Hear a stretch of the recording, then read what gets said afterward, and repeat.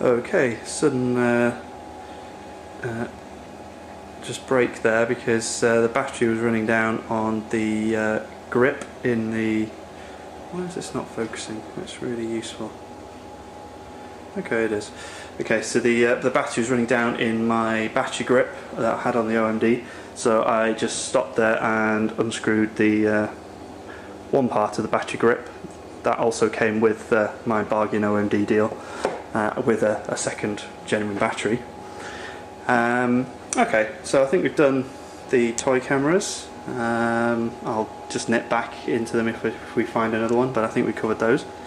Now kind of old 35mm cameras, or well, film cameras I should say. I guess the oldest, before we go to the back here, is this, which is a Kodak Brownie number 2, I think. Takes roll film, 120 roll film, so you can still get the film for this. And I really must get around to using it. Fascinating little thing, amazing design, really revolutionised photography in its day. Could be as old as kind of turn of the last century, as in 1900, but probably a little bit newer than that. I think they made them for so long that it's difficult to tell. You can probably find out somehow, and I probably should. That was bought from eBay, and it was like somebody selling off a huge kind of camera collection, like yeah, like this. But it was like something they exhibited, I think, by the looks of it, because it came with a little picture and a little business card. So then we'll move to the back. So we have a Lomo Lubitel 2 TLR, again 120 roll film. I do have a roll in that. Completely manual camera. Finding it a little bit tricky to use, certainly have to take your time over it. That was a really nice purchase because it came, I don't have the cases in the other room I think, and it came with the manual and the case, and it was like this was my auntie's camera, and he might as well have kind of said, you know, only used once a year on Christmas kind of thing. It's immaculate, and must be quite a few decades old, so really nice thing. Following on with the Lomo cameras, that is a Cosmic 35, Lomo Cosmic 35, the 10 a penny. I think that cost me, well, £10 I think, including postage. Not used that, don't know if I really will. Maybe I just need to get rid of that one. It just doesn't really inspire me in any way. Okay, what else have we got? A Olympus Auto Eye, which is very old. But it just kind of looks like most of these kind of silver-topped rangefinders.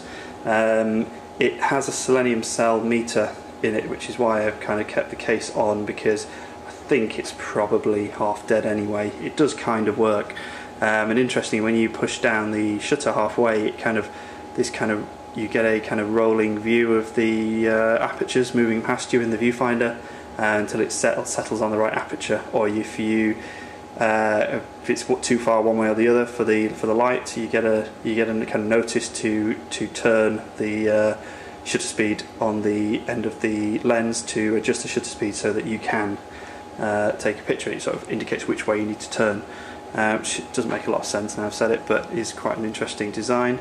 Very old, doesn't work probably too well, but I haven't really tried it out. It was so old, in fact, when I got it, the case, the ever-ready case, whatever you call them, was stuck to the bottom of the camera. I had to get pliers to the tripod mount on the bottom of the case to get that out.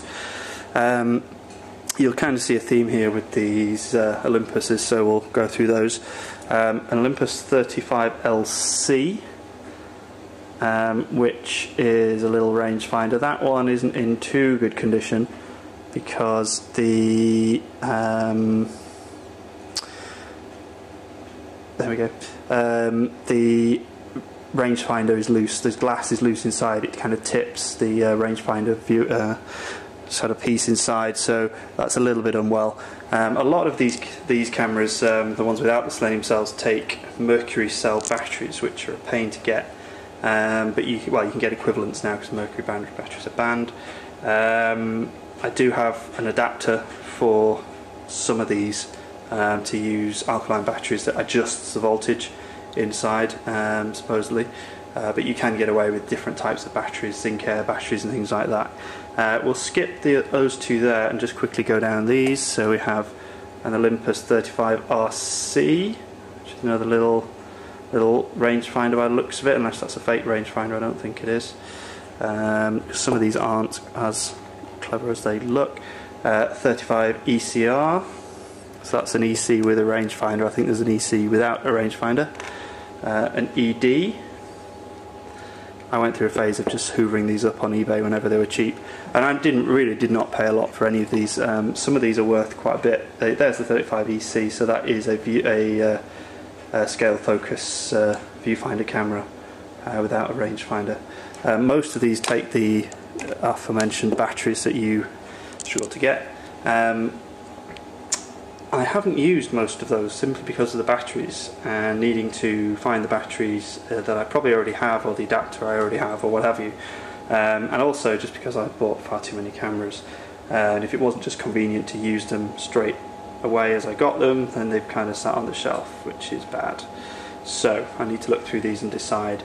The Olympus Trip 35. That's the one. That's the first one I got, and that works perfectly.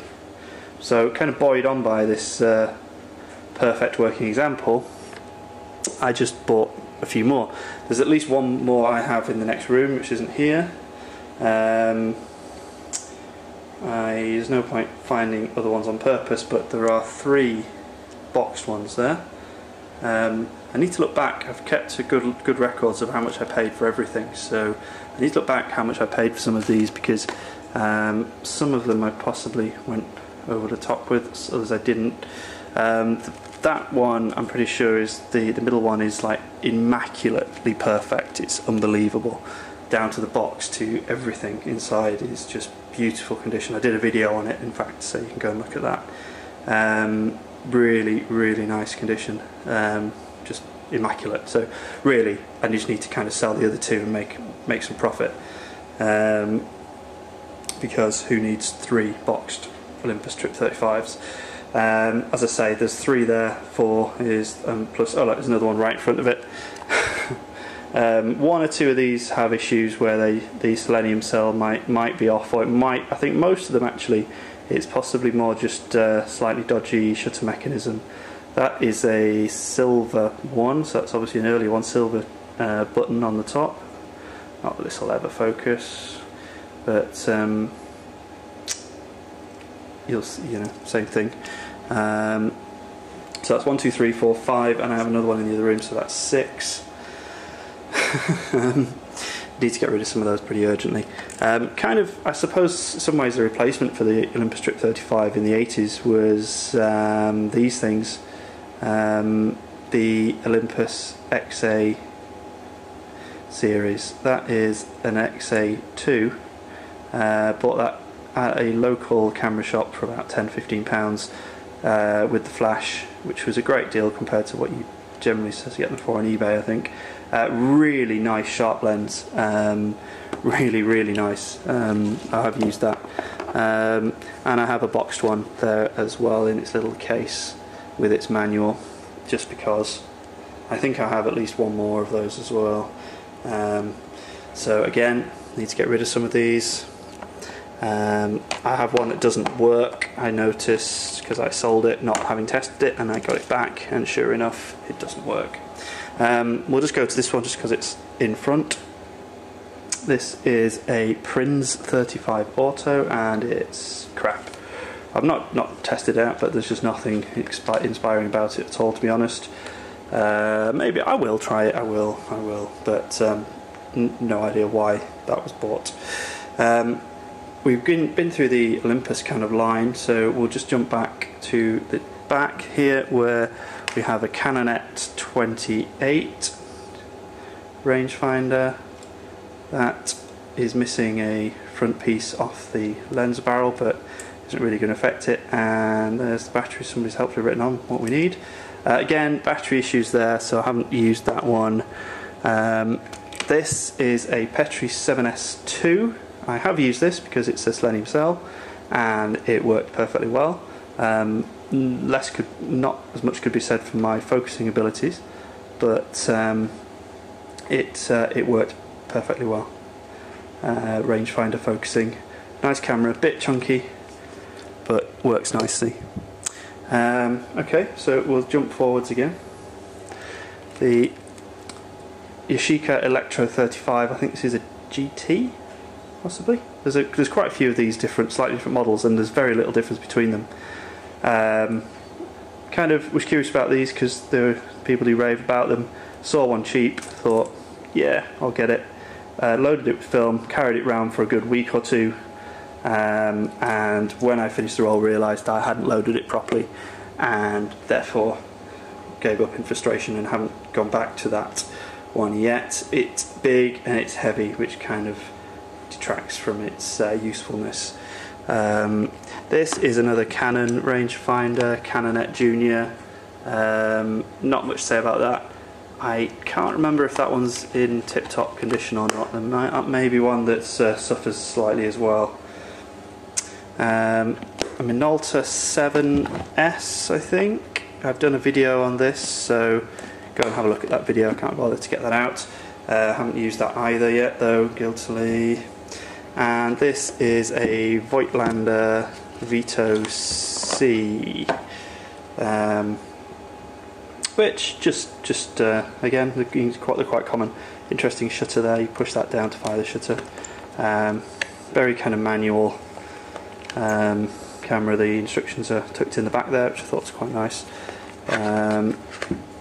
Again, I won't have paid very much. If you really are interested in how much I paid for something or how much I've spent overall, then I will divulge this information if you wish. Just leave a comment. I think that covers all of the kind of general. No, it doesn't. No, it doesn't. There's just a handful more before we move on to the next category. I'll include these in this category, and that is the Olympus pens. So these are Olympus pens, digital pens. So they call them EP for, I guess, electronic pen, I guess. So that's an EP1, that's an EPL3. They didn't use the pen name on the OMD, they used OM, which we'll come to. But the original pens were these small, lovely little things, mostly selenium metering. I think there might have been some that were completely manual. I think there were. And these are half frame, so you get like 72 exposures on a 36 roll because you get half a picture. I've taken another video of one of these, and there's two of those I think here. That might be a slightly different model. I didn't have good luck with these. I have a feeling those two don't work. The meters have gone, I think. This one does work, I think, from what I remember, but I haven't tested it fully. And this one is red, as you can see. Not that the camera's going to focus on it, just to piss me off. But that was a kind of bodge job by someone. It just kind of tickled my my interest a little bit, because I thought it was cool that they had decided to. Come on, focus, bitch. No, it's not getting. Focusing is really bad, I have to say. I should be using manual focus, but then I'd need two hands. So that is still ain't going to focus. Really rubbish. Might as well be doing a audio podcast for the usefulness of this video half the time. Maybe if we move into more light. Still struggling. There we go. So yeah, you can. It's been kind of touched up with nail polish, and I think, but it's not a bad job. And I just it kind of tickled my interest, I guess. I just kind of thought it was cool, and I didn't pay a great deal. So again, I have another one of those which I actually do use. It's in my bag at the moment, so I forgot about that until too late. So that is there as well. Really like the pen half frame cameras. Need to use those more, because great if you're just messing around with film, then it's great from an economy point of view. because you're going to get twice as many exposures, and they're just really nice. They just slip into your pocket. They do vary, but certainly the EE3, which I actually use, it's in my bag, that's an EE, and they did an EE2 and EE3. There's not a great deal of difference between them, but certainly the EE3 is fixed focus, so it's idiot proof. You just set it to automatic, set the film speed, and point it at stuff, and if there isn't enough light, it won't let you take a picture, and it'll kind of always be in focus unless you're too close to the you kind of closer than the minimum distance, and that's it. So okay, so I think that's the kind of general film cameras, so let's move on.